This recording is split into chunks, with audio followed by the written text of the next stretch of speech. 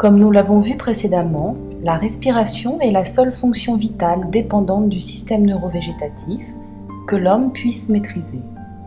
Son action est capitale sur l'état de santé de notre corps. Voyons maintenant son influence sur la globalité de notre être.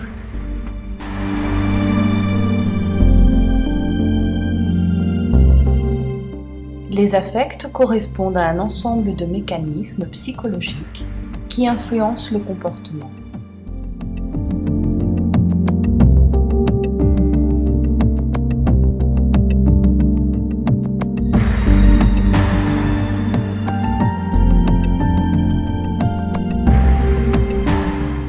De manière générale, tous les affects agissent sur la respiration.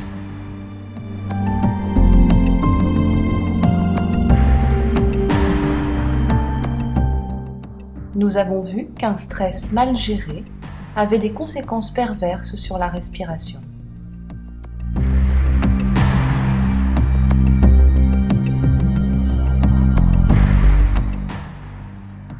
D'autre part, la façon de respirer a un impact direct sur divers paramètres physiologiques, comme le rythme cardiaque, le débit sanguin, et influence dès lors les affects, en particulier leur intensité. Nous avons vu que l'hyperventilation, c'est-à-dire une respiration excessive par rapport aux besoins du métabolisme, peut provoquer l'alcalose respiratoire, avec une série de sensations physiques inquiétantes et dès lors des états d'angoisse.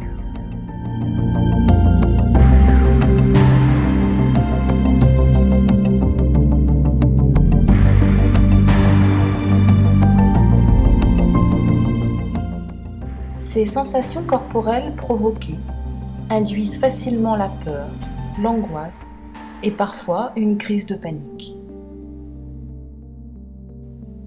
Les psychiatres et les psychologues, connaissant bien ce processus, ont constaté qu'il se trouve à l'origine d'un grand nombre de troubles psychosomatiques et psychopathologiques, ou tout au moins qu'il intervient pour les amplifier.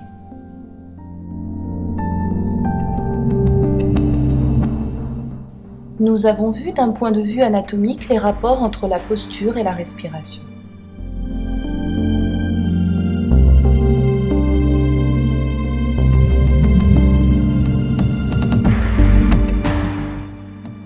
Une respiration libre permet d'accéder à une posture équilibrée.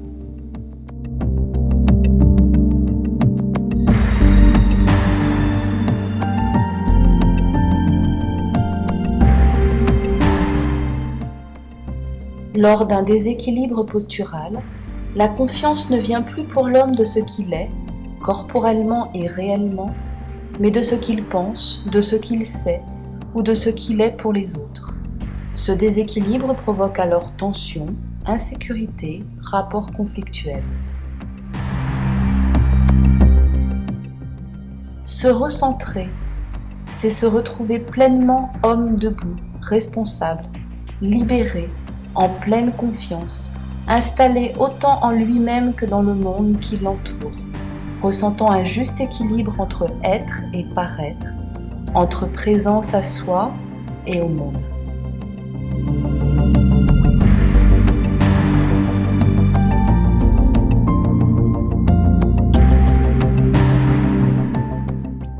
Les Japonais l'assurent, notre ventre, ou hara, est le réservoir de notre énergie. Centrés sur lui, nous faisons preuve d'assurance et de sérénité.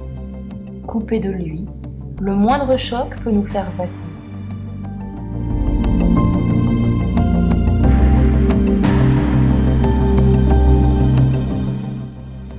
Ce hara, ou rayonnement de notre force vitale, est une zone située juste 3 doigts au-dessous du nombril, une sorte de puissant fond qui irradie de l'abdomen au bas-ventre et dont nous pouvons tirer force et sécurité.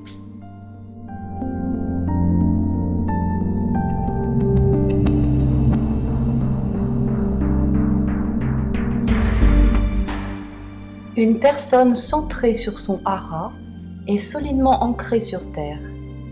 À l'inverse, un individu décentré manifeste un déséquilibre, poitrine en avant, ventre rentré, épaules contractées.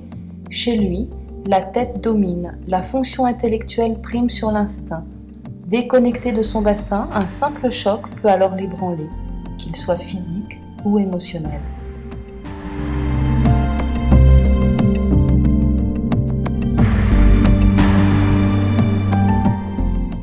Si nous ressentons souvent de la fatigue après une journée de travail, c'est peut-être aussi parce que nous ne sommes pas dans notre hara.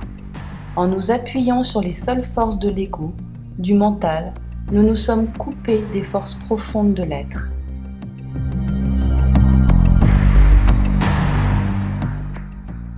En amenant la respiration sous le diaphragme, nous en venons à nourrir tout naturellement notre centre énergétique, une sensation de vitalité accompagnée d'un grand calme.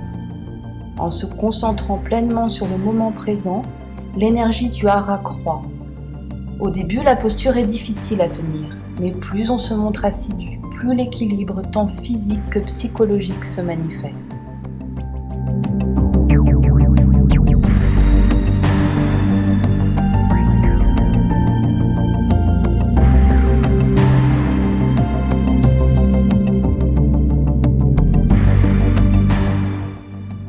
Par une respiration ample et consciente, le système nerveux parasympathique entre en action et fait baisser le taux d'adrénaline et de cortisol. De plus, la respiration profonde ralentit la production d'acide lactique, sécrété en abondance chez les personnes nerveuses, et qui est générateur des états d'anxiété.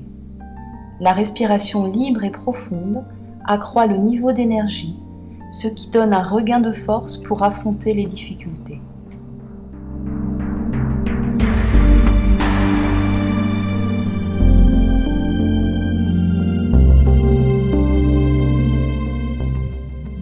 Même dans une situation stressante, nous sommes plus à même de juguler le stress, de garder notre sang-froid et d'en diminuer l'impact sur notre santé.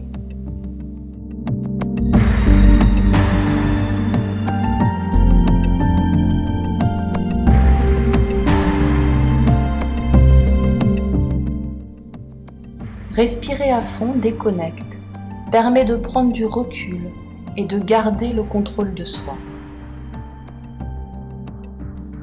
Notre pouvoir créateur se trouve dans notre action de pensée et dans le degré d'attention et la volonté de réalisation que nous portons à nos pensées. Notre mental, en ébullition permanente, nous empêche d'accéder avec clarté et conscience à ce processus.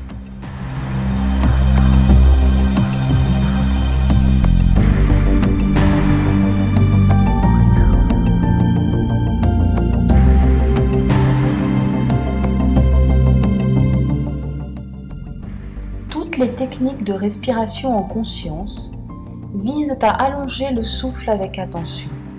La conscience du souffle aide l'énergie à se fixer et à se diriger tout en établissant un lien avec le mental.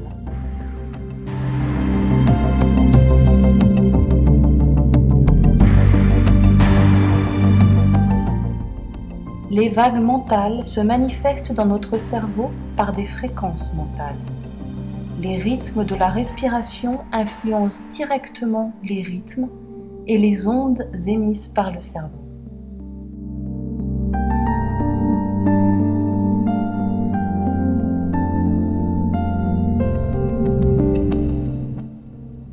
Ceci apporte la clarté mentale, favorise le discernement, la résolution positive des problèmes. La respiration consciente permet l'équilibre entre les deux hémisphères cérébraux et génère un sentiment de paix intérieure, permettant de trouver la force qui est en soi.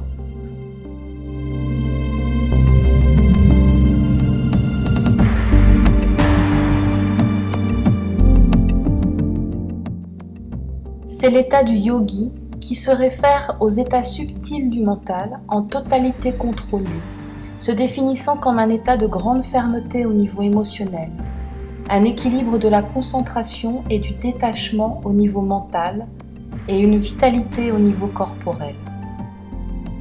Il intègre la personnalité par la création de l'équilibre et de la coordination entre le corps et le mental.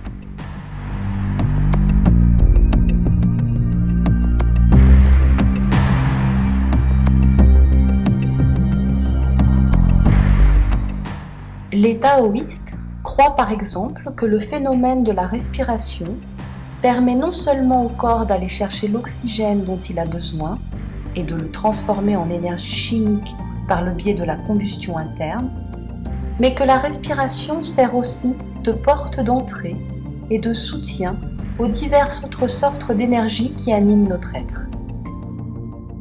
Pour eux, l'intérêt majeur de la respiration naturelle réside dans le mouvement de l'énergie respiratoire dans l'organisme, le Qi.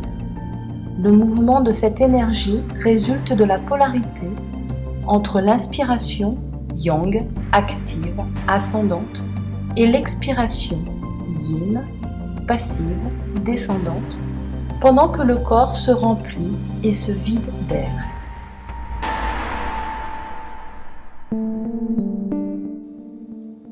Cette loi correspond à la loi de la polarité, qui agit au travers d'un complexe de canaux d'énergie associés aux 5 sens, aux organes internes et aux centres d'énergie corporelle.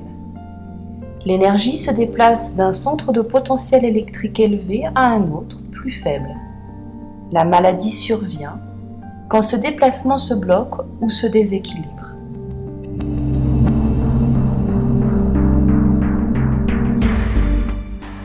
« 60 canaux majeurs, appelés méridiens.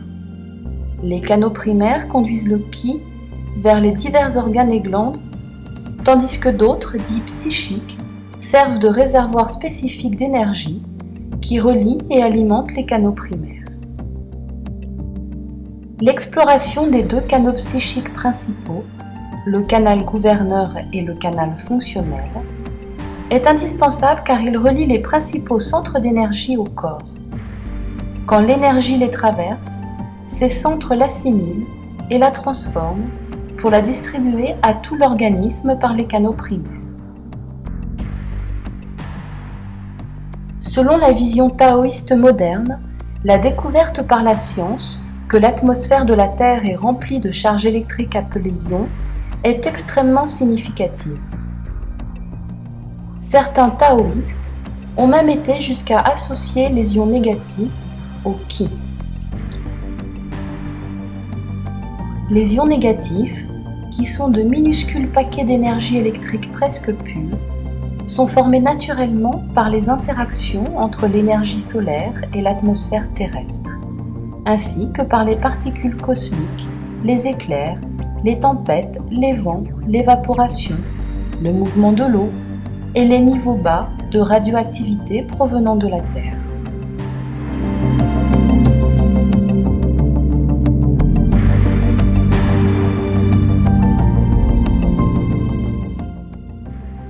Des milliers d'études scientifiques ont prouvé que les ions, en particulier les ions négatifs, sont extrêmement importants pour notre santé. Dans les poumons, la présence d'ions négatifs favorise le passage de l'oxygène par les membranes cellulaires afin que ce dernier soit mieux absorbé par le sang. En même temps, les ions négatifs facilitent l'élimination du gaz carbonique. Il a été prouvé que les ions négatifs augmentent le niveau de sérotonine dans le cerveau. C'est un neurotransmetteur induisant une humeur de détente.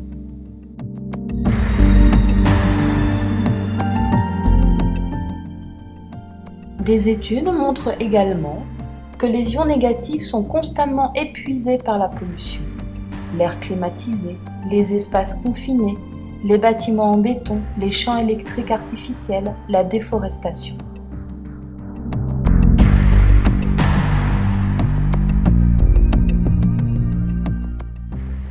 Pour le taoïste, travailler consciemment la respiration, c'est disposer d'un outil puissant qui permet non seulement d'aller chercher l'énergie se trouvant dans le monde extérieur, mais également d'harmoniser les réseaux énergétiques de notre monde intérieur, faisant en sorte que notre corps, notre esprit et nos émotions s'équilibrent harmonieusement.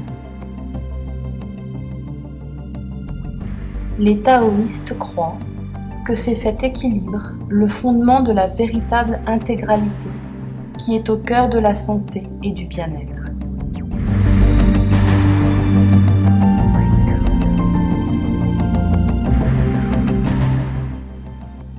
nous espérons que cela le deviendra pour vous également.